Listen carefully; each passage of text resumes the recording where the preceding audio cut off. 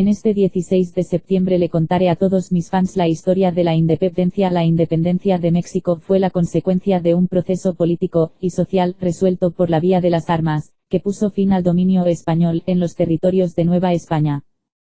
La guerra por la independencia mexicana tuvo su antecedente en la invasión de Francia a España en 1808, y se extendió desde el Grito de Dolores, el 16 de septiembre de 1810, hasta la entrada del ejército trigarante a la Ciudad de México, el 27 de septiembre de 1821.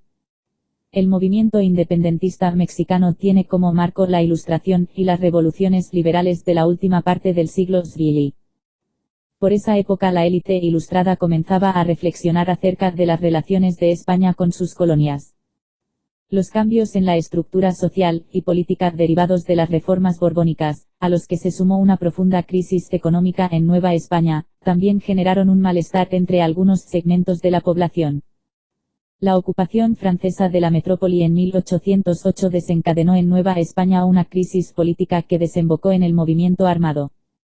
En ese año, el rey Carlos y Fernando VII abdicaron sucesivamente en favor de Napoleón Bonaparte, que dejó la corona de España a su hermano José Bonaparte.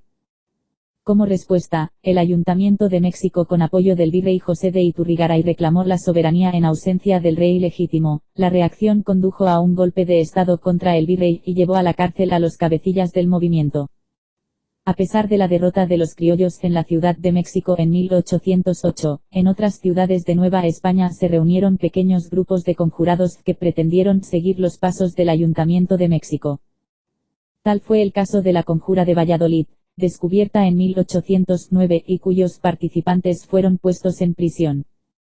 En 1810, los conspiradores de Querétaro estuvieron a punto de correr la misma suerte, pero, al verse descubiertos, optaron por tomar las armas el 16 de septiembre en compañía de los habitantes indígenas y campesinos del pueblo de Dolores, Guanajuato, convocados por el cura Miguel Hidalgo y Costilla.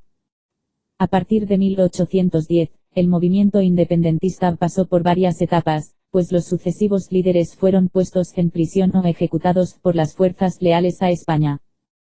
Al principio se reivindicaba la soberanía de Fernando VII sobre España y sus colonias, pero los líderes asumieron después posturas más radicales, incluyendo cuestiones de orden social como la abolición de la esclavitud.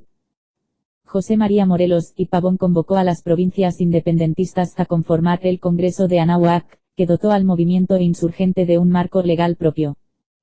Tras la derrota de Morelos, el movimiento se redujo a una guerra de guerrillas. Hacia 1820, solo quedaban algunos núcleos rebeldes, sobre todo en la Sierra Madre del Sur y en Veracruz.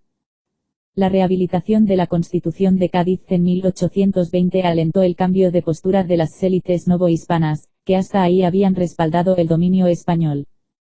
Al ver afectados sus intereses, los criollos monarquistas decidieron apoyar la independencia de Nueva España, para lo cual buscaron aliarse con la resistencia insurgente.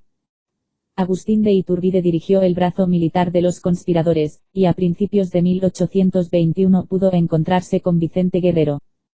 Ambos proclamaron el Plan de Iguala, que convocó a la unión de todas las facciones insurgentes, y contó con el apoyo de la aristocracia y el clero de Nueva España. Finalmente, la independencia de México se consumó el 27 de septiembre de 1821. Tras esto, Nueva España se convirtió en el Imperio Mexicano, una efímera monarquía católica que dio paso a una república federal en 1823, entre conflictos internos y la separación de América Central. Después de algunos intentos de reconquista, incluyendo la expedición de Isidro Barradas en 1829, España reconoció la independencia de México en 1836, tras el fallecimiento del monarca Fernando VII.